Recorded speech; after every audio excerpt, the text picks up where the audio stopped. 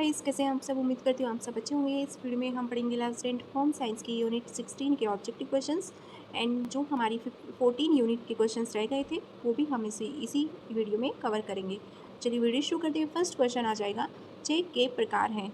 Check कितने प्रकार का होता है? चेक 3 प्रकार का होता है, वाहक चेक, आदेशक चेक और रेखंड चेक या फिर रेखांकित चेक। इसका राइट आंसर होगा ऑप्शन नंबर 4, इनमें से सभी। क्वेश्चन नंबर सेकंड, बैंक के खातों के प्रकार होते हैं। बैंक के खातों के प्रकार होते हैं, बचत खाता होता है, आवर्ती खाता होता है, निश्चित अवधि जमा खाता होता है और हमारा चालू खाता यानी करेंट अकाउंट होता है। तो इसका राइट आंसर होगा ऑप्शन नंबर 4, इनमें से सभी। क्वेश्चन नंबर थर्ड, प्रत्येक वर्ष किस दिन विश्व बचत दिवस मनाया जाता है? विश्व बचत दिवस मनाया जाता है 30 अक्टूबर को। Option number 1 right answer. Question number 4, मजदूरी किस आय के अंतर्गत आती है? मजदूरी मौद्रिक आय के अंतर्गत आती है। ऑप्शन नंबर 3 राइट आंसर हो जाएगा। जो वेतन है वो भी आपका मौद्रिक आय के अंतर्गत आएगा क्योंकि वो हमारे फिक्स होते हैं। क्वेश्चन नंबर 5, घरेलू लेखा जोखा कितने प्रकार के हो सकते हैं? जो घरेलू लेखा जोखा होता है वो 4 प्रकार का हो सकता है। Option number 4 right answer. Question number 6, परिवार में प्रति माह अर्जित होने वाली आय को कहते हैं, इसको हम कहते हैं ऑप्शन नंबर 3 पारिवारिक आय। क्वेश्चन नंबर 7, इनमें से कौन पारिवारिक बजट नहीं है? जो हमारे बजट होते हैं वो 3 प्रकार का होता है, संतुलित बजट, घाटे का बजट और बचत का बजट। तो इसका राइट आंसर होगा इनमें से सभी। क्वेश्चन नंबर 8, पारिवारिक साधन है भोजन, वस्त्र, मकान, धन संपत्ति, सभी उपकरण, पारिवारिक आवश्यकताओं की पूर्ति। जो पारिवारिक साधन होते हैं, पारिवारिक साधन वो होते हैं जो हमारी पारिवारिक आवश्यकताओं की पूर्ति करते हैं। ऑप्शन नंबर 4 राइट आंसर हो जाएगा।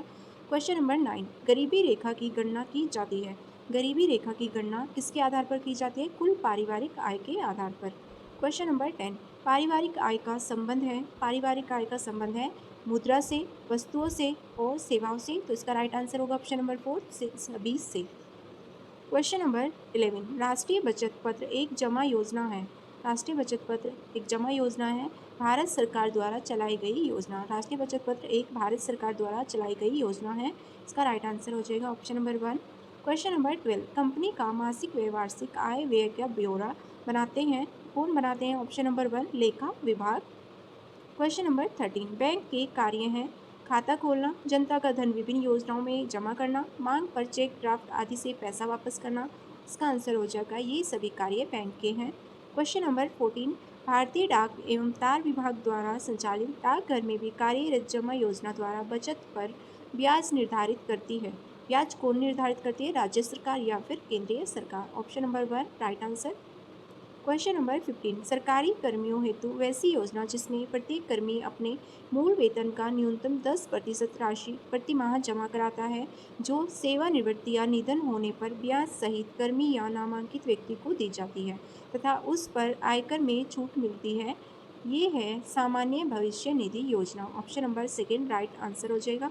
क्वेश्चन नंबर 16, मौद्रिक आय के अंतर्गत आता है। मौद्रिक आय के अंतर्गत आपका आ जाता है मकान का किराया, जो कि आपका मंथली फिक्स है, आपको किराया देना है। क्वेश्चन नंबर 17, निम्न में से निवेश का सबसे अच्छा साधन है। निवेश का सबसे अच्छा साधन है ऑप्शन नंबर 1 राष्ट्रीय बचत पत्र। क्वेश्चन नंबर 18, बजट कितने प्रकार का होता है? बजट 3 प्रकार का होता है जो कि हमने बताया, संतुलित बजट, घाटे का बजट और एक आपका आता है आदर्श बजट। संतुलित बजट वो होता है जिसमें आपके 100 रुपीज़ हैं आपके पास और आपका 100 ही खर्च हो गया है, ना आपके पास प्लस है ना आपका माइनस हुआ है, वो होता है हमारा संतुलित बजट। घाटे का बजट वो होता है जिसमें आपके पास 100 रुपीज़ हैं और आपके खर्च हुए हैं 120, यानी 20 आपने उधार लिए हैं, वो आपका माइनस हो गया है, तो इसको बोलते हैं हम घाटे का बजट। अब आता है हमारा जो कि सबसे अच्छा बजट माना जाता है, आदर्श बजट।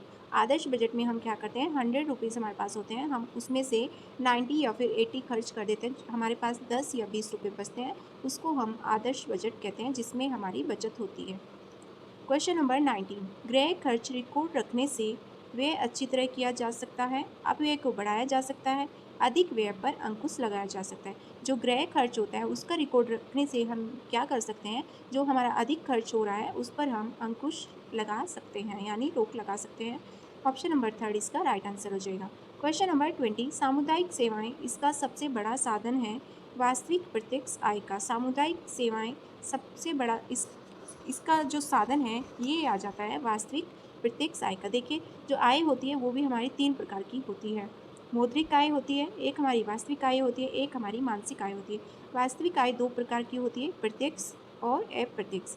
प्रत्यक्ष आय वह होती है जो हम बिना खर्च किए किसी सेवा को प्राप्त करते हैं, बिना पैसे खर्च किए किसी भी सेवा को प्राप्त करते हैं। जैसे हमारी सामुदायिक सेवाएं जो होती है उसमें हम पैसे खर्च नहीं करते हैं, तो वो हमारी आ जाती है वास्तविक प्रत्यक्ष आय में। और वास्तविक अप्रत्यक्ष आय क्या होती है, जिसमें हम पैसे लगाकर सेवा का लाभ लेते हैं। क्वेश्चन नंबर 21, बचत तथा विनियोग की सुविधाएं हैं। बचत तथा विनियोग की सुविधाएं हैं डाकघर, बैंक, जीवन बीमा निगम, और इसका आंसर होगा ऑप्शन नंबर 4, ये सभी। क्वेश्चन नंबर 22, बचत का मतलब है आय को खर्च नहीं करना, खर्च को कम करना, खर्च के बाद बची राशि या फिर विलंबित खर्च। जो बचत का अर्थ है, बचत का अर्थ क्या है, वो है विलंबित खर्च। Option number 4 right answer. Question number 23, इनमें से कौन एक बार का निवेश नहीं है। एक बार का निवेश नहीं है डाकघर मासिक आय योजना, इसमें आपको मंथली आपको पैसे जमा कराने पड़ते हैं, ये एक बार का निवेश नहीं है। क्वेश्चन नंबर 24, इनमें से बैंक में कौन सी जमा राशि में ब्याज नहीं मिलता है। जो आपका करेंट अकाउंट होता है, चालू खाता होता है, उसमें आपको ब्याज की राशि नहीं मिलती है। क्वेश्चन नंबर 25, इनमें से कौन निवेश आयकर में छूट नहीं देता है। इसका राइट आंसर होगा ऑप्शन नंबर 1 सावधि जमा, इसमें आपको आयकर में छूट नहीं मिलेगी। क्वेश्चन नंबर 26, एक निश्चित अवधि के पूर्व अनुमानित आय व्यय के विस्तृत ब्यौरा को हम कहते हैं, इसको हम कहते हैं budget. Option number 2 right answer.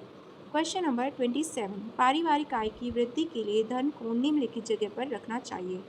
पारिवारिक आय की वृद्धि के लिए धन को हम कहाँ रख सकते हैं, बैंक के बचत खाता में, जिसमें आपको ब्याज भी मिलता है। क्वेश्चन नंबर 28, बचत का महत्व नहीं है। बचत का महत्व नहीं है अस्थायी संपत्ति की खरीद करना या फिर आवश्यक खर्चों पर प्रतिबंध लगाना, ये बचत का महत्व नहीं है। क्वेश्चन नंबर 29, प्रत्यक्ष आय के साधन है। प्रत्यक्ष आय के साधन है कार्यस्थल से वेतन के अतिरिक्त प्राप्त सुविधाएं, जैसा कि मैंने आपको बताया, जो भी हमें फ्री में सेवाएं मिलती हैं बिना पैसे खर्च के, उनको हम प्रत्यक्ष आय कहते हैं। जैसे कार्यस्थल से वेतन के अतिरिक्त प्राप्त सुविधाएं जो होती हैं, घर के बगीचों से फल और सब्जियां प्राप्त हो जाती है, वो हमारी प्रत्यक्ष आय के साधन बन जाते हैं। तो इसका राइट आंसर होगा ऑप्शन नंबर 3 1 और 2 दोनों। क्वेश्चन नंबर 30, आयकर की बचत होती है धन का विनियोग करके। इसका राइट आंसर आपका होगा जीवन बीमा तथा बैंक में। देखिए, आयकर की हम बचत कर सकते हैं धन का विनियोग किसमें करके, जीवन बीमा तथा बैंक में, डाकघर के बचत बैंक में तथा यूनिट्स में, भविष्य निधि योजना तथा लोक भविष्य निधि योजना में उसका धन का विनियोग करके। तो इसमें इन सभी में आपका इनकम टैक्स जो होता है, आयकर, वो नहीं लगता है। तो इसका राइट आंसर होगा ऑप्शन नंबर 4 उपयुक्त सभी में। क्वेश्चन नंबर 31, ब्याज एवं लाभांश पारिवारिक आय का कौन सा प्रकार है। ब्याज और लाभांश यानी जो हमें लाभ प्राप्त होता है, ये पारिवारिक आय का कौन सा प्रकार है, ये हमारी जो मौद्रिक आय होती है परिवार की, उसका प्रकार है। क्वेश्चन नंबर 32, पारिवारिक आय को मुख्यतः कितने भागों में बांटा गया है। तो इसको बांटा गया है 3 भागों में, जो कि मैंने आपको बताया। आय 3 प्रकार की होती है, मौद्रिक होती है, वास्तविक होती है, और आ जाती है हमारी मानसिक आय। वास्तविक में हमारी आ जाती है प्रत्यक्ष और अप्रत्यक्ष, यानी डायरेक्ट और इनडायरेक्ट। क्वेश्चन नंबर 33, जिस बचत राशि पर ब्याज प्राप्त होता है उसे कहते हैं, जिस बचत राशि पर हमें ब्याज प्राप्त होता है उसको हम कहते हैं विनियोग। Option number 2 right answer. विनियोग करके हम जो अपनी राशि विनियोग में खर्च करते हैं, उस पर हमें कुछ ना कुछ धन प्राप्त होता है, उसी को हम ब्याज कहते हैं। क्वेश्चन नंबर 34, सुरक्षित भविष्य के लिए क्या जरूरी है। सुरक्षित भविष्य के लिए सभी को बचत करना अति आवश्यक है, अति जरूरी है। Option number 4 right answer. Question number 35, व्यय के प्रकार हैं। व्यय के प्रकार होते हैं 3, निर्धारित व्यय होता है एक, तो हमारा एक होता है अर्धनिश्चित, एक होता है अन्य व्यय, यानी निश्चित, अर्धनिश्चित और एक अन्य व्यय के 3 प्रकार हैं। क्वेश्चन नंबर 36, आय तथा व्यय में संतुलन कैसे आ सकता है। आय तथा व्यय में संतुलन आ सकता है बजट के अनुरूप हम खर्च करें, तभी हमारे आय और व्यय का संतुलन बन सकता है। Option number 2 right answer. Question number 37, पारिवारिक आय के स्वरूप हैं। पारिवारिक आय के स्वरूप है मौद्रिक आय, वास्तविक आय, मानसिक आय, और इसका राइट आंसर होगा ऑप्शन नंबर 4 उपरोक्त सभी। क्वेश्चन नंबर 38, पारिवारिक आय के संपूर्ति के साधन नहीं है। सरकारी बजट, पारिवारिक बजट, समय एवं श्रम, बचत उपकरण या फिर धन का उचित उपयोग। तो जो पारिवारिक आय के संपूर्ति के साधन नहीं है, वो आ जाते हैं समय एवं श्रम, बचत उपकरण। Option number third right answer. Question number 39, पारिवारिक लेखा जोखा उपयोगी होता है, किसमें उपयोगी होता है? इससे पारिवारिक लक्ष्यों की पूर्ति होती है, दैनिक और साप्ताहिक खर्च का हिसाब पता रहता है, पारिवारिक आय व्यय पर अंकुश लग सकता है या लगाया जा सकता है। तो इसका राइट आंसर होगा ऑप्शन नंबर 4, उपयुक्त सभी। क्वेश्चन नंबर 40, आय में वृद्धि की जाती है। आय में किससे वृद्धि कर सकते हैं? बागवानी लगाकर, ट्यूशन पढ़ाकर, बचत का उचित विनियोग से। और इसका राइट आंसर होगा ऑप्शन नंबर 4, उपयुक्त सभी से। क्वेश्चन नंबर 41, प्रत्यक्ष आय प्रत्यक्ष वास्तविक आय के अंतर्गत आते हैं। ये आ जाती हैं सामुदायिक सेवाएं, कार्यालय से प्राप्त सुविधाएं, बगीचे से प्राप्त सब्जियां और फल। तो इसका राइट आंसर होगा इनमें से सभी, जो कि मैंने आपको बता दिया है। क्वेश्चन नंबर 42, बजट बनाया जाता है। बजट आय व्यय में संतुलन हेतु बनाया जाता है। ऑप्शन नंबर थर्ड इसका राइट आंसर हो जाएगा। क्वेश्चन नंबर 43, व्यय को कम किया जा सकता है। व्यय को कैसे कम कर सकते हैं? बजट के अनुसार खर्च करके हम व्यय को कम कर सकते हैं। क्वेश्चन नंबर 44, मौद्रिक आय होती है। मौद्रिक आय क्या क्या होती है? वेतन और पेंशन, जो कि हमारी फिक्स होती है। Option number 1 right answer. Question number 45, आवश्यकताओं की पूर्ति के बाद शेष धन कहलाता है। जो भी हमारी आवश्यकताएं होती हैं उनकी जब हम पूर्ति कर लेते हैं और जो शेष धन बचता है उसको हम कहते हैं बचत। Option number 1 right answer. Question number 46, check कितने प्रकार का होता है? चेक 3 प्रकार के होते हैं, जो कि आपको पहले क्वेश्चन में बताए थे। क्वेश्चन नंबर 47, बचत जरूरी है क्योंकि यह संकटकालीन पूंजी है, ये वृद्धावस्था में काम आ सकती है, बचत द्वारा परिवार की आवश्यकताओं की पूर्ति होती है। इसका राइट आंसर होगा ऑप्शन नंबर 4, उपयुक्त सभी। क्वेश्चन नंबर 48, किस चेक की राशि का भुगतान नकद नहीं किया जाता है बल्कि व्यक्ति के नाम के खाते में जमा होता है? ये आता है रेखांकित check. Option number third right answer. Question number 49, इनमें से कौन बचत करने का कारण है? बचत करने के कारण क्या क्या हो सकते हैं? आपातकालीन आवश्यकता होती है, सेवानिवृत्ति होती है और महंगी खरीदारी भी हो सकती है। तो इसका राइट आंसर होगा ऑप्शन नंबर 4, उपयुक्त सभी। क्वेश्चन नंबर 50, इनमें से कौन सी योजना भारतवर्ष के डाकघर से ही संचालित होती है? ये आती है आपकी राष्ट्रीय बचत पत्र की बिक्री और किसान विकास पत्र की बिक्री। तो इसका राइट आंसर होगा 1 और 2 दोनों।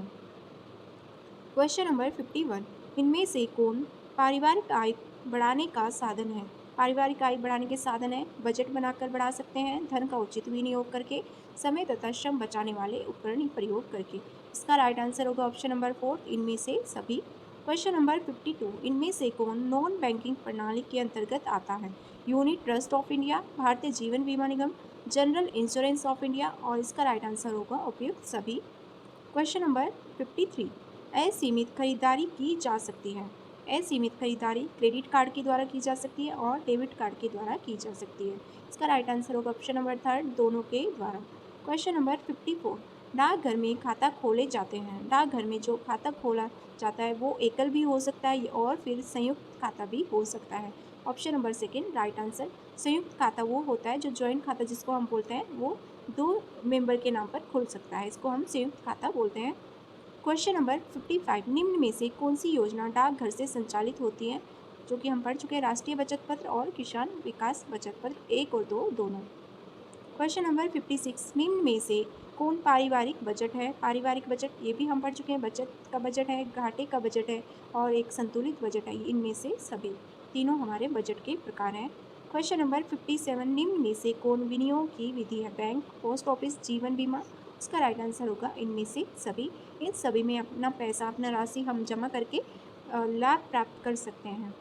क्वेश्चन नंबर 58, नौकरी पेशा वाले व्यक्ति की आय होती है। नौकरी पेशे वाले व्यक्ति की आय जो होती है वो निश्चित आय होती है और इसको हम कहते हैं मौद्रिक आय। क्वेश्चन नंबर 59, धन तथा संपत्ति को माना जाता है।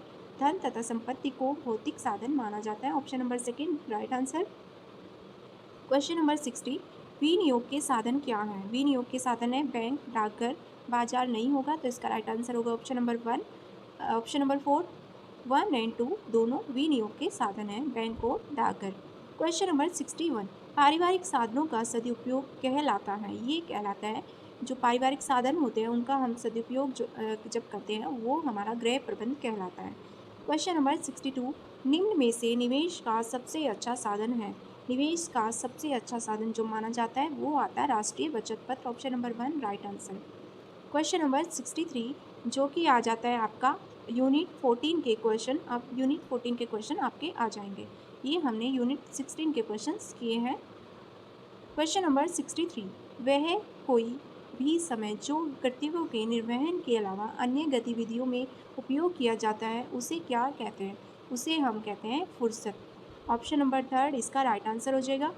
क्वेश्चन नंबर 64, निम्न में से कौन सा व्यवस्थापन का चरण नहीं है? व्यवस्थापन का चरण है, इसमें व्यवस्थापन के चरण में आ जाते हैं हमारे योजना आ जाती है, संगठन आ जाता है और मूल्यांकन आ जाता है। तो इसमें जो चरण है वो आएगा आपका कार्यात्मक। ये प्रबंध प्रक्रिया का चरण नहीं है। प्रबंध प्रक्रिया के चरण जो आते हैं हमारे आयोजना, संगठन, नियंत्रण और मूल्यांकन, ये हमारे प्रबंध प्रक्रिया के चरण आ जाते हैं। कार्यात्मक इसका राइट आंसर होगा।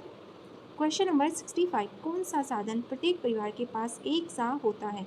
समय सभी के पास एक जैसा होता है, यानी सभी के पास 24 घंटे होते हैं। क्वेश्चन नंबर 66, काम के बीच में आराम से तात्पर्य है कि कार्य तथा तनाव से थोड़ी देर के लिए आज़ादी। ये हमारा काम के बीच में आराम से अर्थ निकाला गया है। Option number third right answer. Question number 67, कार्य अवस्था में सुधार हेतु भूमिका अदा करने वाले तत्वों की पहचान करें। इसका राइट आंसर जो होगा आपका होगा पर्याप्त रोशनी, गुड हाउसकीपिंग, व्यक्तिगत सुरक्षात्मक उपकरण, यानी A, B एंड C। ये आपके कार्य अवस्था में सुधार हेतु भूमिका अदा करने वाले तत्व हैं। क्वेश्चन नंबर 68, निम्नलिखित में से कौन से समय व्यवस्थापन के साधन हैं? ये आ जाते हैं आपके कार्यवक्र, विश्राम अवधि और अधिकतम भार यानी पीक लोड। ये समय व्यवस्थापन के आपके साधन हैं। मुद्रा कोशल ये इसमें गलत आंसर दिया है। क्वेश्चन नंबर 69, समय योजना बनाने के निम्नलिखित सोपानों को क्रमबद्ध रूप से व्यवस्थित करें। जो हमारे स्टेप्स वाले क्वेश्चन हैं वो मैंने आपको पहले भी बोला है, इन सभी की आपको एक वीडियो लास्ट में मिलेगी और उसके अंतर्गत आपके सारे स्टेप्स वाले क्वेश्चन होंगे।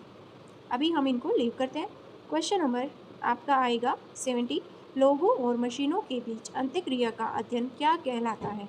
ये कहलाता है श्रम दक्षता शास्त्र। Option number 4 right answer. Question number 71, अभिकथन है, अर्गोनोमिक्स का मानवीय कारक के रूप में उल्लेख किया जाता है। इसके अध्ययन का फोकस क्रम कार की थकान पर होता है। इसका राइट आंसर होगा ए सही है, परंतु आर इसमें गलत दिया गया है।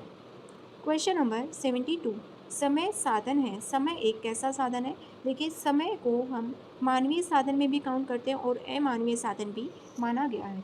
मानवीय साधन किसने माना है? ये माना है ग्रास एवं कैंडल ने। अमानवीय साधन किसने माना है समय को? निकिल एवं डार्सी ने। आपको ये याद रखना, समय मानवीय और अमानवीय दोनों में आता है। क्वेश्चन नंबर 73, मासिक कार्य होते हैं। मासिक कार्य प्रतिमाह होते हैं, जिनको हम मासिक कार्य बोलते हैं। तो ये हमारे कुछ क्वेश्चंस थे। अगर आपको वीडियो अच्छा लगे तो वीडियो लाइक करें, शेयर करें, कमेंट करके अपनी क्वेरी जरूर बताएं। Thank you.